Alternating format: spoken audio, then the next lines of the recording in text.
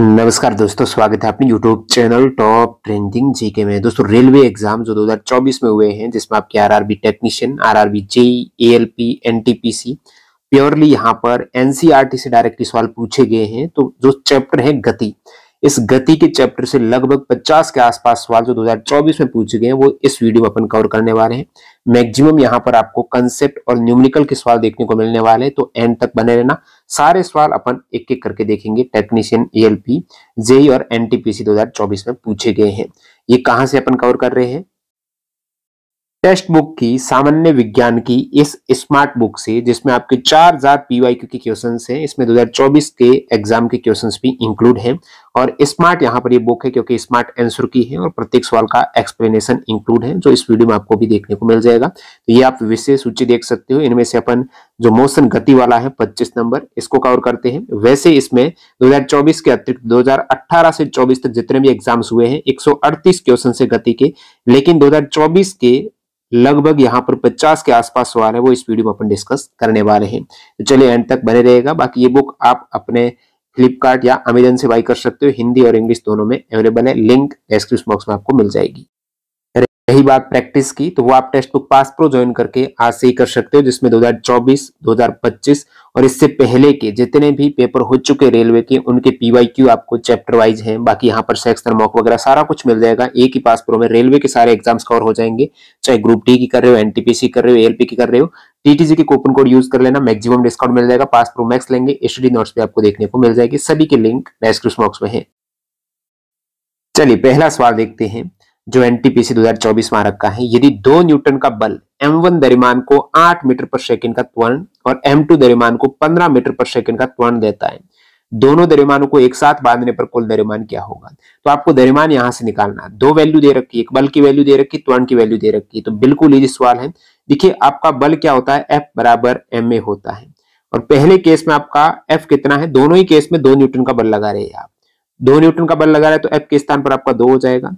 पहले केस में द्रव्यमान आपका m1 है और त्वरण है 8। तो यहां से m1 कितना आ जाएगा? 2/8 नहीं आएगा, या फिर 1/4 नहीं आएगा, बिल्कुल आएगा। सेकंड केस की बात करें तो यही आपका F तो 2 न्यूटन है, तो 2 बराबर m1 के स्थान पर m2 लेना है। ठीक है, m2। उस केस में त्वरण कितना होगा? 15 हो जाएगा। तो यहां से आपका m2 कितना आ जाएगा? 2/15। अब m1 आपके पास है, m2 आपके पास है, दोनों को जोड़ना ही तो है, तो आप जोड़ सकते हो। 1/4 प्लस 2/15, एलसीएम कितना आ जाएगा? 60 आ जाएगा। यहाँ पर 15 हो जाएगा और प्लस ये आपके आ जाएगा 4 8। तो 15 प्लस 8 कितने हो जाएंगे आपके? 23।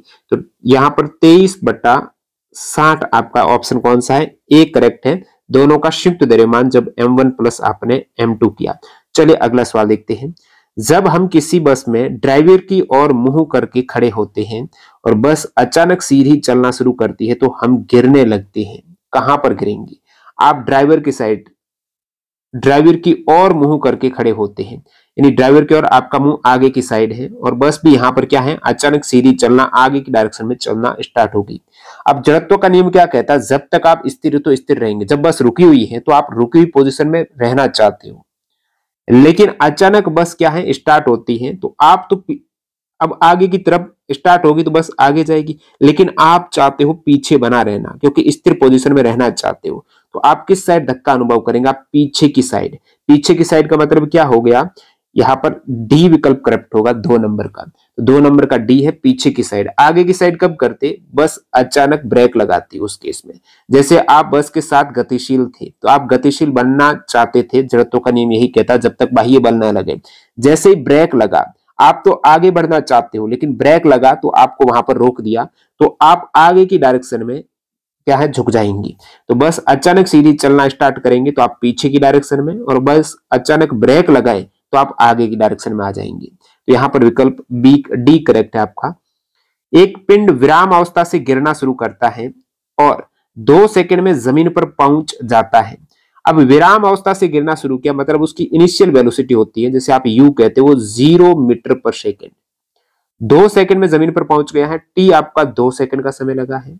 जमीन पर पहुंचने पर पिंड का वेग क्या होगा? अब यहां पर त्वरण आपको लेना है 10 मीटर पर सेकंड और पिंड का वेग पूछा जमीन पर। कितने सेकंड में पहुंचा? 2 सेकंड में। अब 10 मीटर पर सेकेंड, इसका मतलब क्या हुआ कि हर एक सेकेंड में वेग बढ़ रहा है 10 से। 2 सेकंड में वेग कितना बढ़ जाएगा? 20 नहीं हो जाएगा? ये शुरुआत में 0 था, 1 सेकंड हो गया तो वेग 10 बढ़ जाएगा, 10 हो गया। 2 सेकंड हो गया तो वेग कहां पर हो गया? जब 2 सेकंड होगा तो वेग 20 पर हो जाएगा। ये थोड़ा कंसेप्ट से आपका इजीली हो जाएगा, तो आंसर हो जाना चाहिए आपका 20 मीटर पर सेकेंड। चलिए अगला सवाल देखते हैं। ये 20 मीटर पर सेकेंड। बाकी आप गति के पहले समीकरण लगाएंगे ना, v बराबर u प्लस 80। ये क्या कहता है? अंतिम वेग आपको फाइंड आउट करना। प्रारंभिक वेग कितना है? u बराबर आपका 0 है। त्वरण आपको 10 मीटर लेना है, त्वरण आपने 10 ले लिया। t आपका कितना है? t 2 सेकंड है, तो यहां से भी 0 प्लस 10 गुणा 2 20, यानी 20 मीटर पर सेकंड आपके निकल के आ जाएगा। विराम अवस्था से शुरू होकर एक कार 0.5 मीटर पर सेकंड के, ये भी टेक्नीशियन मार्क का है, एक समान त्वरण से गतिशील है। 20 सेकंड के बाद कार का वेग क्या होगा?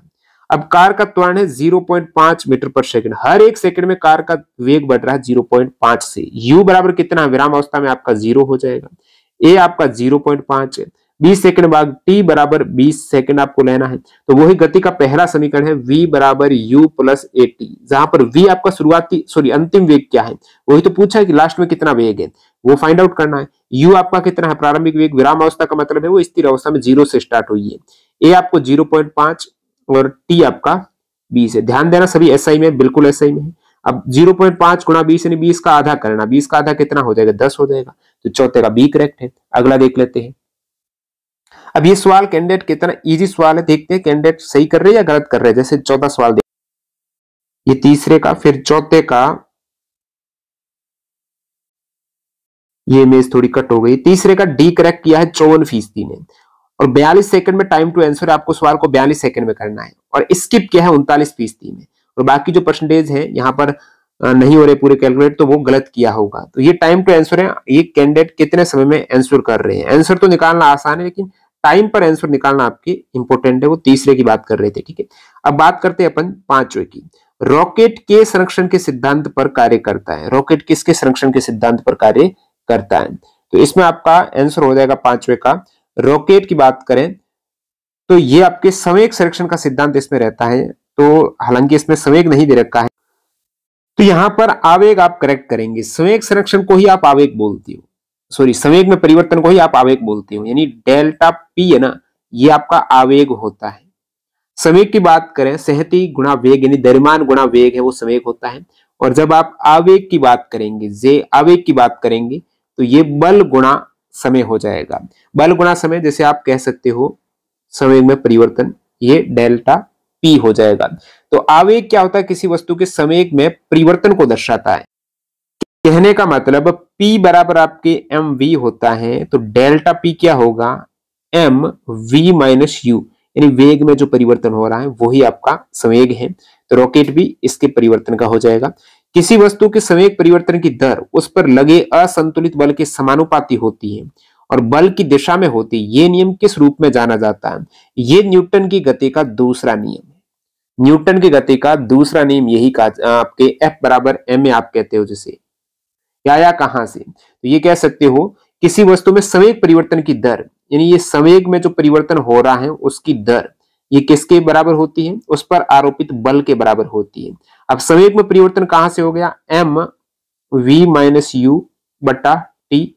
ये देखिए m v minus u upon t क्या है? यानी वेग में परिवर्तन की दर को क्या कहते हैं? देखिए v minus u upon t, वेग में परिवर्तन की दर होती है त्वरण, तो इसके स्थान पर ए आ जाएगा, तो एम ए बराबर एफ नहीं होता। तो यही चीज है, संवेग परिवर्तन की दर बल के बराबर होती है। तो छठे का सी करेक्ट हो जाएगा। चलिए अगला देखते हैं। ग्रहों की गति के नियम, इसकी खोज किसने की है? एनटीपीसी 2021 में पूछा गया है। तो ग्रहों की गति के नियम है केपलर। ग्रहों की गति के जो 3 नियम दिए थे जोहान्स केपलर हैं, जो सूर्य के चारों ओर ग्रहों की गति का वर्णन करते हुए 3 मूल नियम दिए थे केपलर ने। विकल्प डी करेक्ट हो जाएगा। न्यूटन की गति के तीसरे नियम के अनुसार प्रत्येक क्रिया के लिए, न्यूटन की गति के तीसरे नियम के अनुसार प्रत्येक क्रिया के लिए एक समान और विपरीत प्रतिक्रिया होती है, और वे 2 अलग अलग निकायों पर कार्य करता है, इसलिए यहां पर अलग अलग पिंडों पर, ठीक है। विकल्प सी आपका करेक्ट हो जाएगा। एक समान और विपरीत प्रतिक्रिया होती है और 2 भिन्न पिंडों पर कार्य करती है। प्रत्येक क्रिया कह सकते हो हमेशा एक समान और विपरीत प्रतिक्रिया होगी। महत्वपूर्ण क्या है? क्रिया और प्रतिक्रिया बल हमेशा 2 अलग अलग वस्तुओं पर कार्य करते हैं। क्रिया और प्रतिक्रिया बल ऐसा नहीं एक ही वस्तु पर क्रिया हो रही उसी पर नहीं, अलग अलग वस्तु पर, इसने इस पर बल लगाए तो क्रिया और वापस ये बल लगाई तो प्रतिक्रिया, तो दोनों अलग अलग वस्तुओं पर हो रहा तो अलग अलग पिंड आप करेक्ट करेंगे। 8 है। उसके बाद 9 देखते हैं। एक पिंड को ऊपर की ओर फेंका जाता है और ये 5 मीटर की ऊंचाई तक पहुंचता है और फिर नीचे गिरता है, तो पिंड द्वारा तय किया गया कुल विस्थापन और कुल दूरी क्रमश होगी। देखिए इतना इजी सवाल दे दिया। 5 मीटर की ऊंचाई तक पहुंचता फिर नीचे गिरता, 5 पहुंचा है तो 5 तो नीचे आएगा ना, तो 10 मीटर का विस्थापन हो गया। अब 10 मीटर तो पूछा है, कुल विस्थापन और कुल दूरी क्रमश क्या है, कुल विस्थापन और कुल दूरी। अब देखिएगा दो टर्म आ रही है, एक विस्थापन की एक दूरी की आ रही है। अब यहां से आपने पिंड को स्टार्ट किया है और वापस यहीं पर आ रहा है, तो क्या हुआ उसका विस्थापन 0। विस्थापन होता है प्रारंभिक और अंतिम बिंदु के बीच की दूरी, आप विस्थापन कहते हो, सीधी दूरी, वो भी प्रारंभिक और अंतिम बिंदु के बीच। तो प्रारंभिक यहां से आपने फेंका ऊपर गया और वापस यहीं पर आ गया, प्रारंभिक और अंतिम बिंदु वही है, तो दूरी तो एक तरीके से सॉरी विस्थापन तो 0 हो जाएगा। तो पहले विस्थापन लेना जो 0 होगा, विस्थापन 0 मीटर। फिर दूरी यानी टोटल कितना ट्रेवल किया है, 5 गया 5 है तो 10 मीटर ट्रेवल किया, तो विकल्प डी करेक्ट हो जाएगा। नेक्स्ट देखते हैं। उस सही समीकरण का चयन करें जो समय के संदर्भ में एक स्वतंत्र रूप से गिरती हुई वस्तु के अंतिम और प्रारंभिक वेग से संबंधित है। अंतिम और प्रारंभिक वेग से संबंधित कौन सा समीकरण हो जाएगा। देखिए कहीं पर भी प्रारंभिक वेग है क्या, तो कहां से आ गया। यहां पर आप देखेंगे न्यूटन की गति का पहला समीकरण v बराबर u प्लस 80 होता है। इस समीकरण को आप देखेंगे माइनस u है, बराबर से इस साइड आएगी प्लस u हो जाएगा, यानी v बराबर u प्लस 80 आपको एक तो विकल्प सी में दिख रहा है। तो 10वें का यहां पर आप देखेंगे तो विकल्प आपका सी तो है ही है, सी है तो बी में केवल सी बी वाला हो जाएगा, ये वाला करेक्ट है, बाकी का संबंध नहीं है कहीं पर भी। नेक्स्ट देखते हैं।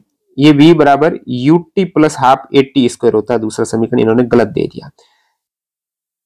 यदि कोई वस्तु एक सीधी रेखा में गतिमान है और किसी संदर्भ बिंदु के सापेक्ष इसका समय t1 पर स्थिति x1 और समय t2 पर x2 हो जाती है, इस समय अंतराल के दौरान वस्तु का औसत वेग क्या होगा।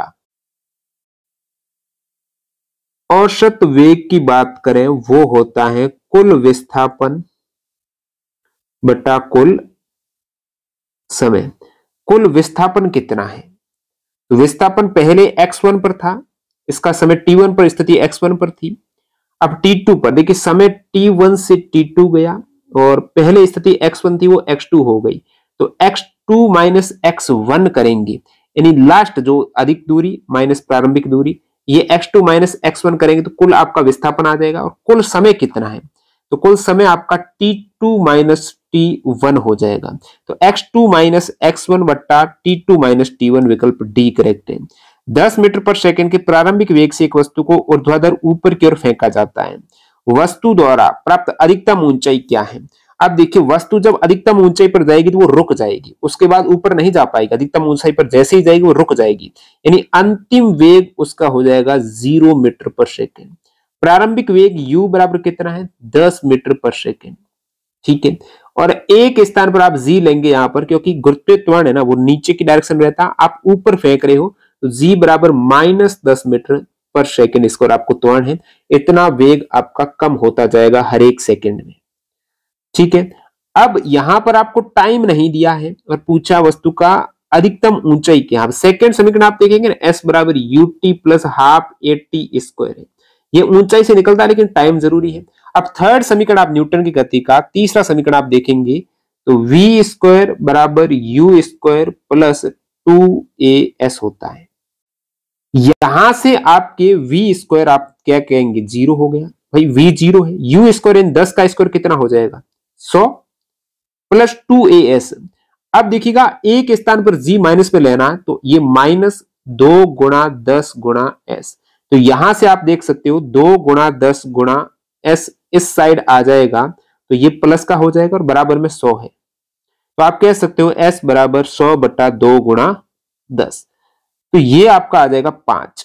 कितना आ गया 5 मीटर, 12 का 5 मीटर करेक्ट हो जाएगा। अगला सवाल देखते हैं। जब कोई पिंड त्वरित नहीं हो रहा है मतलब क्या हुआ, उसका वेग फिक्स है, उसका वेग क्या है चेंज नहीं हो रहा है, तो दूरी समय और चाल के बीच संबंध को निम्नलिखित में से कौन सबसे अच्छा वर्णन करता है? अब देखिए, आप सभी को पता है दूरी बराबर क्या होता है? चाल गुणा समय होता है। तो दूरी बराबर ये तो आपका होगा नहीं, दूरी बराबर ये भी नहीं होगा, या फिर आप कहेंगे चाल बराबर दूरी बटा समय। चाल बराबर समय बटा दूरी नहीं हो सकता है, या फिर आप कह सकते हो समय बराबर, यहां से समय ले लो, दूरी बटा चाल, दूरी बटा चाल, समय बराबर दूरी बटा चाल। विकल्प डी करेक्ट है सवाल नंबर 13 का। इतना इजी है। अगला सवाल देखते हैं। m द्रव्यमान का एक पिंड और 4 मीटर द्रव्यमान का एक पिंड समान ऊंचाई से गिराए जाते हैं, तो जमीन तक पहुंचने में दोनों पिंडों द्वारा लिए गए समय का अनुपात होगा वायु प्रतिरोध नगण्य है। अब यहां पर आप देख रहे हो, एक m द्रव्यमान का पिंड और एक 4 m द्रव्यमान का एक पिंड, एक m द्रव्यमान का, दूसरा है 4 m, यानी उसका 4 गुणा द्रव्यमान, इस द्रव्यमान के 4 गुणा द्रव्यमान का पिंड है, समान ऊंचाई से गिरा रहे हो, तो जमीन तक पहुंचने में लिए गए समय। अब देखिए सेम टाइम में आपने गिराया ना, अब ये वेग कब बढ़ेगा? वेग कितना, इसका वेग कितना बढ़ेगा? पहले कौन सा गिरेगा जिसका वेग ज्यादा होगा? आप कहेंगे वेग किस प्रकार से बढ़ेगा? वेग गुरुत्वीय त्वरण के हिसाब से बढ़ेगा। गुरुत्वीय त्वरण यानी 9.8 मीटर पर सेकेंड। ये कोई भी पिंड हो, कितना ही भारी हल्का हो, उस पर समान रूप से कार्य करेगा, मतलब हर एक सेकंड में वेग बढ़ाएगा 9.8। तो इस पिंड का शुरुआती वेग 0 था, तो एक सेकंड में 9.8 हुआ, इसका भी एक सेकंड में 9.8 हुआ, क्योंकि ये जो गुरुत्वीय त्वरण है ना, ये फिक्स वैल्यू है, ये द्रव्यमान पर डिपेंड नहीं करती है कि ज्यादा द्रव्यमान का होगा तो पहले गिरेगा, नहीं। यहां पर प्रतिरोध, वायु प्रतिरोध नगण्य है, तो एक आइडियल केस की बात कर रहे हैं। बाकी यहां पर यदि अपन प्रैक्टिकल वे की बात करें तो वायु प्रतिरोध रहता है, वायु के घर्षण के कारण है, जो भारी है वो पहले गिरता है, हल्का लेट में गिरता है, लेकिन वायु प्रतिरोध है ही नहीं। बिल्कुल आप एक वैक्यूम की बात करते हो, तो वैक्यूम के केस में यहां पर दोनों ही समान समय में हिट करेंगे, तो 1:1 बिल्कुल एब्सोल्युटली करेक्ट होगा। टेक्नीशियन 2024 में पूछा गया है, 14 का बी करेक्ट है। इस प्रकार यहां पर 2024 के जितने भी रेलवे एग्जाम्स हुए, इसकी आप यदि ई बुक लेना चाहते हैं तो हमारी वेबसाइट से ले सकते हो, लिंक आपको डिस्क्रिप्शन बॉक्स में मिल जाएगी। 2022 के भी पेपर अवेलेबल है, तो ग्रुप डी के सारा एनसीईआरटी बेस्ट है। अब ये आपका 1:1 करेक्ट हो जाएगा 14 का, क्योंकि जो नीचे आने में वेग है वो दोनों का समान रूप से चेंज होगा, क्योंकि त्वरण यहां पर फिक्स है। चलिए अगला सवाल देखते हैं। एक गाड़ी एक समान वेग से गतिमान है और उसे रोकने के लिए विपरीत दिशा में एक मंदक बल F लगाया जाता है, बल द्वारा किया गया कार्य क्या होगा? अब मंदक बल F लगा रहे हैं, तो आप क्या कर रहे हो? उसके वेग को कम कर रहे हो। वेग को कम करने के लिए आपको त्वरण नेगेटिव में लेना पड़ेगा। अब त्वरण, अब देखिए बल द्वारा किया गया कार्य, कार्य बराबर क्या होता है? बल गुणा विस्थापन होता है, बल गुणा विस्थापन होता है, ठीक है। तो गाड़ी को आप रोक रहे हो तो विपरीत दिशा में बल लगाएंगे तो नेगेटिव त्वरण काम में आएगा। उसका वेग कम हो रहा तो नेगेटिव त्वरण है। भाई वेग में परिवर्तन, जब वेग बढ़ता है तो प्लस त्वरण ज्यादा होगा तभी तो बढ़ेगा। जैसे त्वरण है आपका 10 मीटर पर सेकंड, हर एक सेकंड में 10 मीटर वेग बढ़ता है, त्वरण नेगेटिव हो गया तो हर एक सेकंड में 10 मीटर वेग कम होता है, तो वेग कम ही तो करना, तो नेगेटिव ऋणात्मक हो जाएगा। 15 का बी करेक्ट है। चलिए अगला सवाल लेते हैं। निम्नलिखित में से कौन एक समान वृत्ताकार गति का उदाहरण है? एक समान वृत्ताकार गति, ये देखो एक समान, आकाश में उड़ता हुआ पक्षी क्या वृत्ताकार गति करता है? फुटपाथ पर चलता हुआ व्यक्ति वृत्ताकार गति है क्या? सीधा चलता है। पृथ्वी के चारों ओर वृत्ताकार कक्ष में घूमता हुआ उपग्रह एक समान वृत्ताकार गति है, मतलब उनका वेग भले ही एक समान हो लेकिन त्वरण उनका चेंज होगा, क्योंकि दिशा उनकी चेंज हो रही है। कभी केंद्रीय बल आपके केंद्र की सेंटर की तरफ कार्य कर रहा है, जो गुरुत्वाकर्षण बल रहता है, तो वो इसको वृत्ताकार पथ में बांधे रखता है। तो यहां पर सी करेक्ट हो जाएगा। इतना इजी सवाल पूछ लिया इन्होंने। अगला सवाल देखते हैं, टेक्नीशियन 2024 में आया ये भी। यदि 20 मीटर पर सेकंड के वेग से यात्रा कर रही एक ट्रेन 4 मीटर पर सेकंड के एक समान त्वरण से गुजरती है, तो 5 सेकंड में इसके वेग का मान क्या होगा? तो यहां पर आप देखेंगे, लॉजिक को समझते हैं।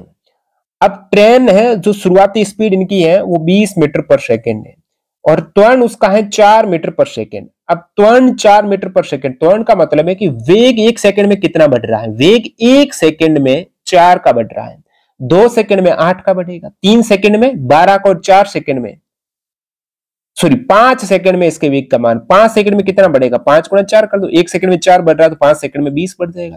पहले ही 20 था, 20 और बढ़ गया तो कितना हो गया? 40 हो गया।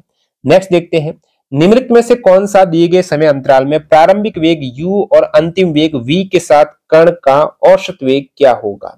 अब औसत वेग क्या होता है भाई? दो ही तो वेग है, u प्लस v और बट्टा 2, यही तो औसत वेग होगा। यदि किसी वस्तु को 50 मीटर की ऊंचाई से गिराया जाता है तो उसकी प्रारंभिक चाल क्या होगी? अब 50 मीटर की हाइट से आप गिरा रहे हो तो प्रारंभिक इनिशियल वेलोसिटी उसकी क्या रही होगी? तो इनिशियल वेलोसिटी है वो मुक्त रूप से गिरने दिया जाता है, फ्री फॉल हो रहा तो शुरुआत तो 0 पर ही थी, अब फिर छोड़ा तो अपने आप घुरते त्वरण की वजह से वो नीचे आ रही है। तो 19 का आपका बी करेक्ट हो जाएगा, प्रारंभिक वेग 0। यदि कोई वस्तु एक समान गति में है तो निम्नलिखित में से कौन सा वाक्य सही है? अच्छा सवाल पूछा टेक्नीशियन 2024 में। एक समान गति में है मतलब उसका त्वरण है वो 0 है। एक समान गति का मतलब क्या हुआ? उसका त्वरण है ही। पहला स्टेटमेंट देखेंगे, वस्तु अलग अलग चाल से चलती है, एक समान गति है उसकी स्पीड फिक्स है, अलग नहीं है। वस्तु स्थिर चाल से, बिल्कुल चाल उसकी स्थिर है। वस्तु समान समय अंतराल के संबंध में समान दूरी तय नहीं करती है। चाल स्थिर है मतलब हर एक सेकंड में समान दूरी तय करेगी। जैसे उसकी चाल फिक्स होगी 10 मीटर पर सेकंड, तो हर एक सेकंड में 10 मीटर ही बढ़ेगी। समय अंतराल में समान दूरी तय करेगी, वही तो एक समान गति होती है। तो ये बोला नहीं है, नहीं थोड़ा ये तो गलत है। वस्तु अलग अलग त्वरण से चलती है, एक समान गति होता त्वरण उसका 0 है, त्वरण उसका है ही नहीं। देखिए त्वरण होता वेग में परिवर्तन की दर। अब वेग में परिवर्तन हो रहा है क्या? नहीं हो रहा, त्वरण कहां से आ गया? तो वस्तु अलग अलग त्वरण है ही नहीं, उसका एक ही त्वरण 0 है। तो यहां पर विकल्प आपका बी करेक्ट है, 20 का। चलिए अगला सवाल देखते हैं। मुक्त रूप से गिरते हुए पिंड की गति किसका उदाहरण? मुक्त रूप से गिर रही है तो उस गिरने के लिए पीछे त्वरण कौन सा है? फिक्स गुरुत्वीय त्वरण है, जी बराबर 9.8 मीटर पर सेकंड उस पर लागू हो रहा है। तो गुरुत्वीय त्वरण अलग होता है क्या? नहीं होता, फिक्स है। एक समान त्वरित गति, बिल्कुल उसका त्वरण फिक्स है, तो एक समान त्वरित गति आप कहेंगे। एक समान वेग से गति नहीं कर रहा है क्योंकि हर एक सेकंड में वेग इतना बढ़ रहा है। त्वरण का मतलब एक सेकंड में वेग कितना बढ़ रहा है, समान वेग कैसे हो गया? एक समान चाल तो है ही नहीं। असमान त्वरित गति, त्वरण फिक्स है तो एक समान त्वरित गति आप कहेंगे। समय t में किसी वस्तु द्वारा तय की गई दूरी x बराबर a plus b t plus c t square, c को पहचाने। c यहां पर है क्या? तो इधर आप देखेंगे ये दूरी है, x बराबर क्या है? दूरी है। दूरी है तो ये सारा दूरी का आप देखेंगे, देखिए x बराबर a plus b t plus c t square. दूरी जैसे मीटर में होती है तो ये टर्म भी मीटर में रहेगी, ये भी मीटर में रहेगी, ये भी मीटर में रहेगी। चलिए तो सी टी स्क्वायर आपके किस में रहेगी? मीटर में रहेगी। एक तरीके से यहां पर सी पूछा ना, सी बराबर एम अपॉन टी स्क्वायर है, तो एम आपका मीटर है, टी स्क्वायर सेकेंड होता है। मीटर प्रति सेकेंड स्क्वायर, मीटर प्रति सेकेंड स्क्वायर किसका आपका मात्रक होता है? त्वरण का होता है। ये आपके त्वरण के इक्वल हो जाएगा क्योंकि ये बोल रहा है ना ये दूरी है, तो सभी टर्म्स दूरी लागू होगी। जैसे ये भी तीनों ही मीटर में रहेगी तभी तो टोटल दूरी निकल के आएगी। अब तीनों ही मीटर में रहेगी तो ये भी चीज मीटर में है, तो सी टी स्क्वायर किसकी? इसका मात्रक मीटर में है। अब आपको सी पूछा तो एम बटा टी स्क्वायर नीचे आ जाएगा, तो एम बटा सेकेंड का स्क्वायर है वो एक त्वरण को दर्शाता है। चलिए अगला सवाल, जब कोई वस्तु एक समान चाल से वर्ताकार पथ पर गति करती है तो उसकी गति को कहा जाता है।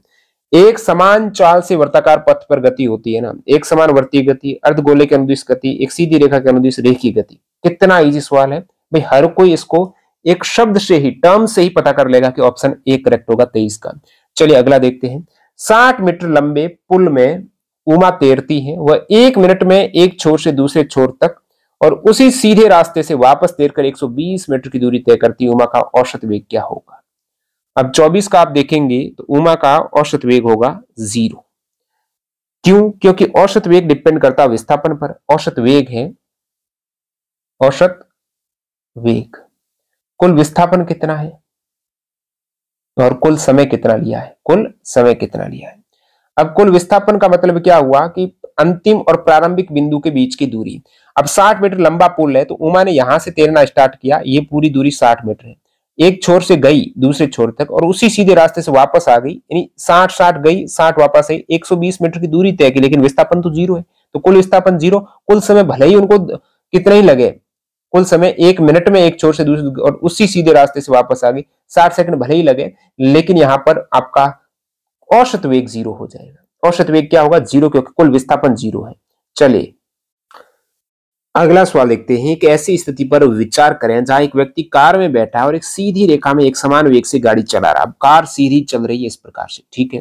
यदि कार तेजी से बाई यानी लेफ्ट टर्न करती है तो तेजी से लेफ्ट टर्न, यहां से इसने कार ने लेफ्ट टर्न किया तेजी से, अब आप क्या है, जड़त्व का नियम क्या कहता है, आप जिस दिशा में हो उसी दिशा में बना रहना चाहते हो, स्थिर तो स्थिर, गतिशील गतिशील, तो आप आगे इस डायरेक्शन में आप बना रहना चाहते हो।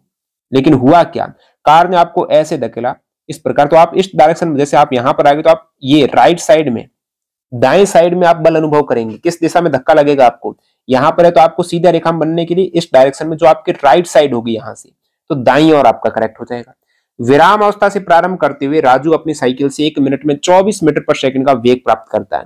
इनिशियल वेलोसिटी कितनी थी, 0, और 1 मिनट में 24 मीटर पर सेकंड का, 1 मिनट का मतलब क्या हुआ कि 60 सेकंड में, 60 सेकंड में वेग प्राप्त कर लिया 24 मीटर पर सेकंड का।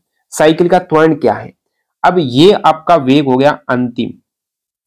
त्वरण क्या कहता है, वेग में परिवर्तन की दर, ए बराबर v minus u upon T होता त्वरण।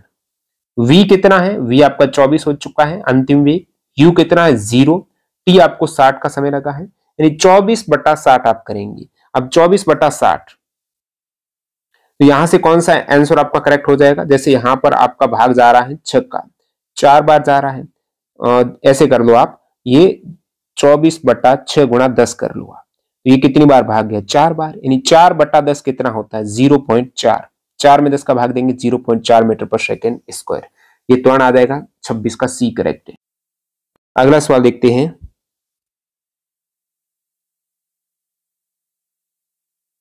यदि यू जी और एच क्रमश गुरुत्वाकर्षण बल के अधीन गिरने वाली वस्तु का प्रारंभिक वेग, गुरुत्वाकर्षण त्वरण और हाइट है, तो उसका अंतिम वेग किसके प्राप्त किया जा सकता है। 3 वैल्यू दी है, टाइम नहीं दिया है, ध्यान देना, 3 वैल्यू दी है, टाइम नहीं दिया है। तो आपका गति का तीसरा समीकरण v square minus you square बराबर 2as। अब यहां से आपका v square minus you square, A के स्थान पर g है, s के स्थान पर h है, तो v square minus you square बराबर 2gh, विकल्प ए करेक्ट हो जाएगा। बिल्कुल इजी सवाल पूछे हैं टेक्नीशियन में। जब कोई नाविक रोइंग बोट से कूदता है तो नाव पीछे की ओर जाती है, ये किस गति का नियम, कूदता आगे है नाव पीछे है, तो आप कहेंगे ये तो क्रिया प्रतिक्रिया का हो जाएगा, जो न्यूटन की गति का तीसरा नियम है। तीसरा नियम क्या कहता है, रोइंग बोट से कूदता है, आगे कूदेगा तो आगे की दिशा में वो क्या है, आगे जा रहा, तो बल प्रतिक्रिया बल पीछे लगेगा, तो नाव पीछे की ओर जाएगी, तो क्रिया की विपरीत प्रतिक्रिया हो जाएगी।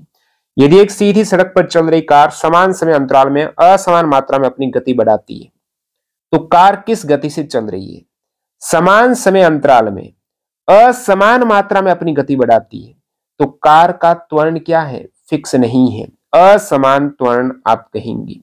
एक समान त्वरण में सेम समय में सेम वेग बढ़ रहा होता है। जैसे एक समान त्वरण की बात करें, जैसे त्वरण आपका हो गया 10 मीटर पर सेकंड, तो वो त्वरण फिक्स रहेगा, हर सेकंड में वेग 10 ही बढ़ेगा, हर सेकंड में 10 ही बढ़ेगा। लेकिन एक सेकंड समान समय अंतराल है और गति वेग अलग अलग बढ़ रहा है, तो क्या त्वरण फिक्स हुआ, त्वरण चेंज हो रहा वहां पर, तो त्वरण चेंज हो रहा है, तो आप कहेंगे असमान त्वरण हो जाएगा। एक समान वेग, थोड़ा वेग भी अलग अलग हो रहा है, एक समान चाल नहीं है, वेग नहीं चाल कैसे, तो ये असमान त्वरण ही करेक्ट है। खींचे हुए रबड़ बैंड में किस प्रकार की ऊर्जा प्राप्त होती है, खींचे हुए रबड़ बैंड में, अब रबड़ बैंड आपने खींच दिया, तो खींचने पर उसमें जैसे आपने रबड़ बैंड स्थिरता आपने खींचा, तो उसमें कैसी खींचने पर गतिज ऊर्जा आई थी, और गतिज ऊर्जा लास्ट में खींच के रुक गए तो वो किस में कन्वर्ट होगी, स्थितिज ऊर्जा में। किस प्रकार की ऊर्जा आपको मिल जाएगी लास्ट में, स्थितिज ऊर्जा। खींचने पर गतिज ऊर्जा थी, वो स्थितिज ऊर्जा में स्टोर हो गई है। तो आपको खींचे हुए रबड़ में, यानी रबड़ अब खींच नहीं रही हो, खींच लिया है, स्थिर हो गया खींचकर, तो उसमें स्थितिज ऊर्जा आ चुकी है।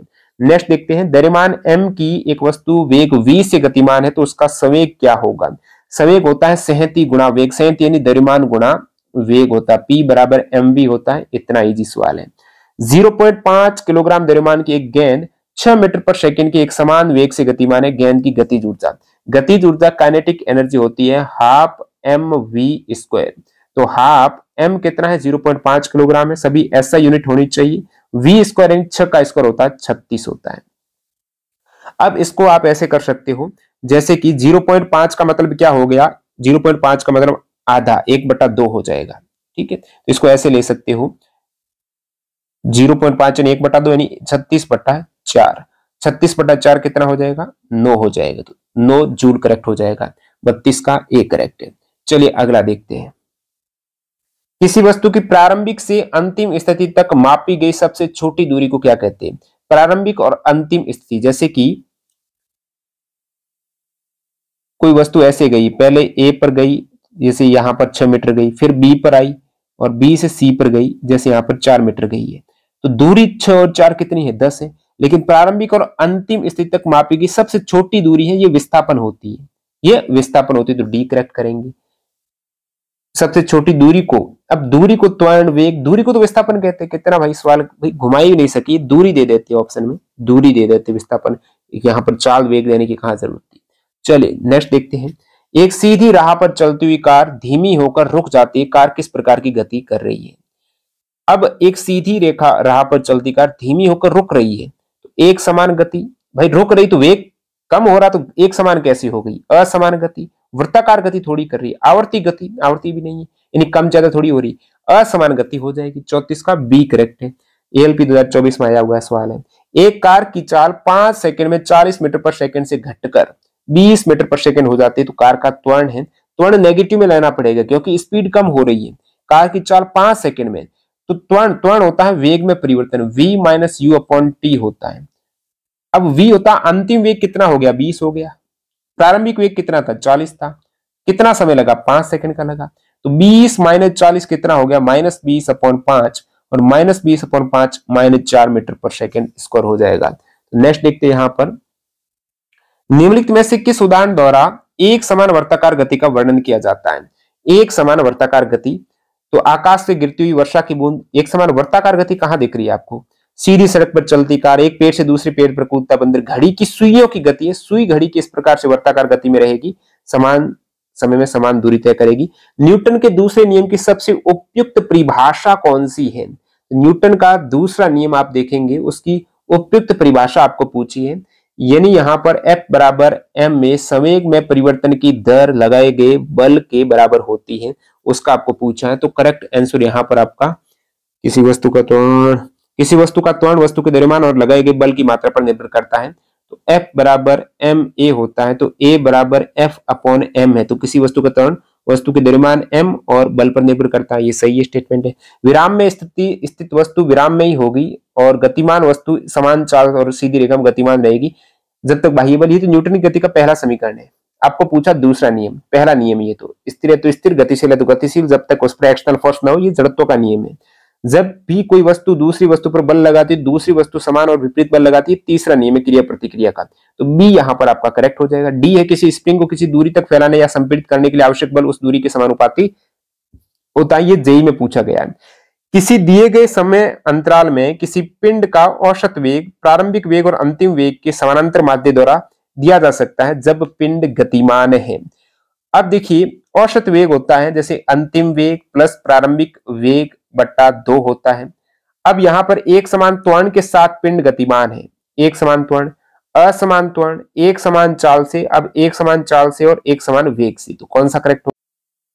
इस केस में उसका त्वरण चेंज नहीं होना चाहिए, त्वरण फिक्स रहना चाहिए। देखिए एक समान चाल कैसी हो गई, प्रारंभिक और अंतिम वेग अलग अलग है तो चाल तो अलग हो गई, तो त्वरण फिक्स है। त्वरण फिक्स मतलब हर एक सेकंड में वेग समान दर से बढ़ रहा है वो, तो एक समान त्वरण के साथ आप करेक्ट करेंगे तभी आपका अंगणितीय माध्य होगा उसका औसत वेग। किसी भी तरह से घुमाए गए या स्थिर किए गए दृढ़ पिंड की गति पर विचार करें। इस तरह की प्रणाली के लिए संभव गति को सबसे अच्छी तरह से किसके द्वारा वर्णित किया गया है। अब यहां पर आपका ये आपकी घूर्णन गति हो जाएगी। घूर्णन गति में क्या होता है, एक स्थिर पॉइंट है और उसके यहाँ पर ये इस टाइप से घूर्णन होता कह सकते हो। एक स्थिर अक्ष के चारों ओर दृढ़ पिंड की गति को घूर्णन गति कहते हैं। एक स्थिर अक्ष है, एक फिक्स अक्ष के चारों तरफ दृढ़ पिंड की गति है, वो घूर्णन गति हो जाएगी। 10 किलोग्राम द्रव्यमान को 2.5 मीटर पर सेकंड के त्वरण से त्वरित करने के लिए आवश्यक बल की मात्रा क्या है। F बराबर क्या होता है, ma होता है, और यहां पर m आपको दे रखा है 10 किलोग्राम, सभी ऐसा यूनिट है 2.5 2.5, तो आपको पूछा बल कितना हो जाएगा, ये 25 न्यूटन हो जाएगा। नेक्स्ट देखते हैं, 0.5 किलोग्राम द्रव्यमान की एक गेंद ऊर्ध्वाधर ऊपर की ओर फेंकी जाती है और 20 मीटर की ऊंचाई तक पहुंचती है। गेंद का प्रारंभिक वेग क्या है, शुरुआती वेग क्या है। अब गेंद का अंतिम वेग 20 मीटर की ऊंचाई तक पहुंची है तो लास्ट में रुकी क्यों है, क्योंकि अंतिम वेग क्या हो गया, 0 हो गया। U आपको फाइंड आउट करना है और S यहां पर आपको दे रखा है 20 मीटर, और फिर आपको एक और टर्म दे रखा है A 0.5 किलोग्राम। प्रारंभिक वेग आपको फाइंड आउट करना है। अब ये नहीं दिया है, आप न्यूटन की गति का तीसरा समीकरण देखेंगे, v square minus you square बराबर 2as।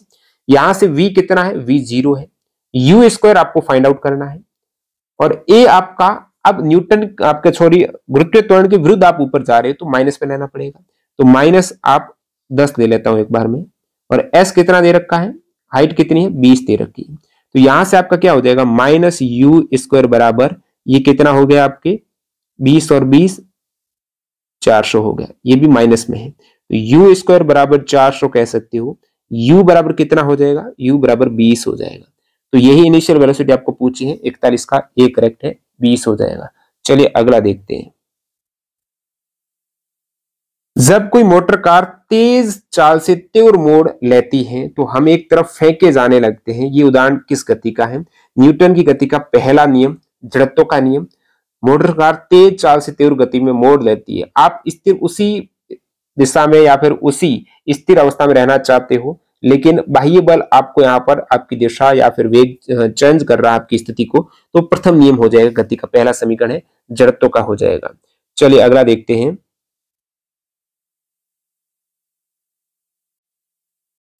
जब कोई वस्तु एक समान गति में होती है तो उसका पथ क्या होगा, एक समान गति में होती है तो एक वृत्त होगा, एक सरल रेखा होगा, एक प्रवलय होगा, एक दीर्घवृत्त होगा। इसका आंसर आपका हो जाएगा एक सरल रेखा होगा। एक समान गति है, वृत्त में क्या है, उसकी गति चेंज होती है क्योंकि दिशा चेंज होती है, उसकी वजह से उसमें त्वरण आ जाता है, तो एक समान गति नहीं रह पाती है, हर समय सेकंड दिशा चेंज हो रही है, जो सदिश राशि दिशा चेंज हो रही है, एक समान कैसे होगी। अब यहां आप देखेंगे प्रवलय सीधी रेखा में आप एक समान गति, बिल्कुल कोई भी व्यवधान नहीं है। एक गतिमान पिंड एक सीधी रेखा में प्रत्येक सेकंड में 10 मीटर की दूरी तय करता है, तो पिंड किस प्रकार की गति में है, हर एक सेकंड में 10 मीटर की दूरी, एक सेकंड हुआ 10 मीटर, नेक्स्ट एक सेकंड में 10 मीटर, तो क्या उसका वेग चेंज हो रहा है, नहीं हो रहा है, यानी उसका वेग है 10 मीटर पर सेकंड, फिक्स वेग है, वेग चेंज नहीं, त्वरण जीरो उसका, असमान रूप से त्वरित गति, त्वरण है ही नहीं उसमें, भाई वेग चेंज नहीं हो रहा है, हर एक सेकंड में प्रत्येक सेकंड 10 मीटर उसकी वेग है 10 मीटर पर सेकंड, समान रूप से त्वरित गति, त्वरण है ही नहीं उसमें, एक समान गति आप कह सकते हो, विकल्प डी करेक्ट है 44 का, एक समान गति आप कहेंगे। सीधी रेखा में समान समय अंतराल में समान दूरी तय करने का मतलब है कि वस्तु एक समान गति में है। जब कोई वस्तु गुरुत्वाकर्षण के अंतर्गत गिरती है तो वस्तु पर अनुभव करती है, गुरुत्वाकर्षण के अंतर्गत गिर रही है तो किसका अनुभव करती है, एक त्वरण का, एक मंदन का बल तभी लगता है जब पृथ्वी की सतह से टकराती, कोई बाहरी बल नहीं। एलपी 24 में रखा है त्वरण है, उसमें गुरुत्वीय त्वरण लग रहा है, जी बराबर 9.8 मीटर पर सेकंड स्क्वायर का वेग, हर एक सेकंड में इतना वेग बढ़ता है उसका। मंदन यानी वेग कम होता, कम थोड़ी होता, नीचे गिर रही है, गुरुत्वीय त्वरण उसकी दिशा में लग रहा है तो कम कैसे होगा, त्वरण होगा, मंदन थोड़ा ही होगा। निम्नलिखित में से किस स्थिति में, अंतिम सवाल, निम्नलिखित में से किस स्थिति में किसी वस्तु के विस्थापन का मान शून्य होता है। विस्थापन शून्य कब होगा, जब प्रारंभिक और अंतिम बिंदु सेम हो, जब वस्तु के प्रारंभिक और अंतिम स्थिति समान हो तभी विस्थापन शून्य होगा, तो विकल्प ए करेक्ट हो जाएगा, 46 का इजी सवाल है। तो ये 40 सवाल आपने देखे जो कहीं ना कहीं 2024 रेलवे एग्जाम्स में पूछे गए हैं और सभी कंसेप्ट सहित आपने बात की है और इजी सवाल थे, ज्यादा टफ सवाल नहीं थे, और ये आप इस time to answer smart answer की धारी दे रखी है। तो ये बुक लेना चाहते हो तो आप फ्लिपकार्ट अमेजन से ले सकते हो, लिंक आपको डिस्क्रिप्शन बॉक्स में मिल जाएगी। बाकी जितनी भी इंपॉर्टेंट ई बुक है हमारी 2024 रेलवे एग्जाम्स की वो भी आपको मिल जाएगी वेबसाइट toptrendingGK.in। मिलते हैं नए वीडियो में, धन्यवाद।